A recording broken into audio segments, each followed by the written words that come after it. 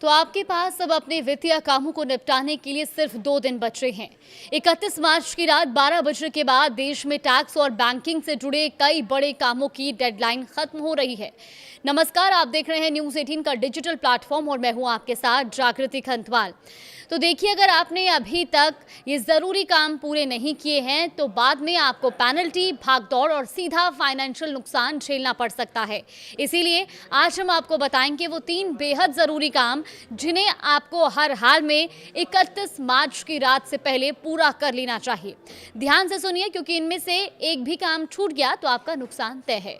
देखिए, सबसे पहले 31 मार्च की रात तक का जो 3 काम आपको निपटाने, उसमें सबसे पहला है सरकारी स्कीम्स एक्टिव रखें। पीपीएफ, एनपीएस और सुकन्या में मिनिमम बैलेंस डालें। अगर आपने पीपीएफ, एनपीएस या सुकन्या समृद्धि योजना में निवेश किया हुआ है तो ये आपके लिए बहुत ज़रूरी अपडेट है। इन सभी स्कीम्स को चालू यानी कि एक्टिव रखने के लिए हर साल एक न्यूनतम अमाउंट डालनी होती है, जमा करानी होती है।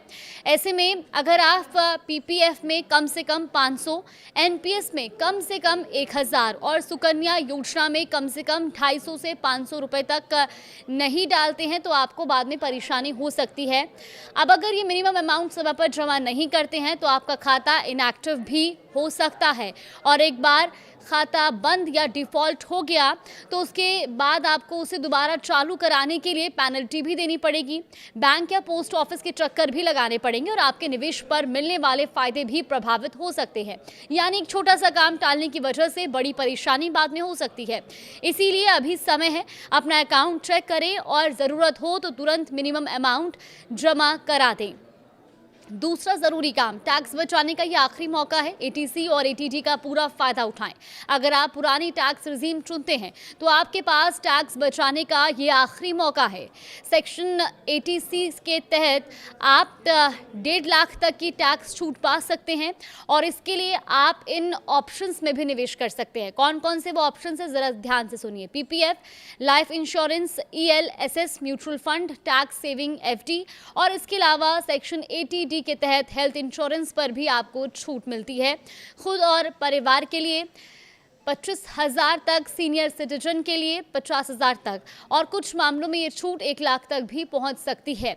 सबसे ज़रूरी बात, 31 मार्च के बाद किया गया कोई भी निवेश इस साल में नहीं गिना जाएगा। यानी अगर आपने आज ये मौका मिस कर दिया तो इस साल का टैक्स बचाने का मौका भी खत्म होगा और फिर आपको पूरा टैक्स देना पड़ेगा बिना किसी बचत के।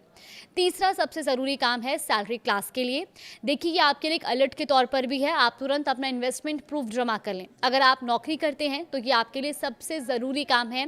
आपको अपने एचआर या अकाउंट्स डिपार्टमेंट में अपने सभी इन्वेस्टमेंट प्रूफ जमा करने होते हैं।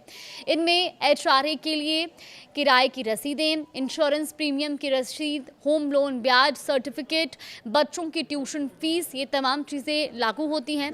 और अगर आपने ये डॉक्यूमेंट समय पर जमा नहीं किए तो आपकी कंपनी आपकी सैलरी से ज़्यादा टीडीएस काट लेगी, यानी आपका पैसा बिना वजह अटक जाएगा। हाँ, आप बाद में आईटीआर फाइल करके उसे वापस ले सकते हैं, लेकिन तब तक आपका पैसा महीनों तक फंसा रहेगा। इसीलिए स्मार्ट मूव यही है कि डेडलाइन से पहले सभी प्रूफ जमा कर दें और अननेसेसरी कटौती से बचें। आखिर में एक ज़रूरी बात आप ज़रूर ध्यान रखिए, 31 मार्च सिर्फ एक तारीख नहीं है, ये आपके पूरे साल की फाइनेंशियल प्लानिंग का भी एक आखिरी दिन होता है, एक फाइनल दिन होता है और ऐसे में थोड़ी सी लापरवाही आपको पेनल्टी, ज़्यादा टैक्स और बेवजह की टेंशन दे सकती है। इसीलिए आज ही आप अपने पेंडिंग काम चेक करें, जो बाकी है उसे तुरंत पूरा करें और नए वित्त वर्ष की शुरुआत बिना किसी तनाव के करें।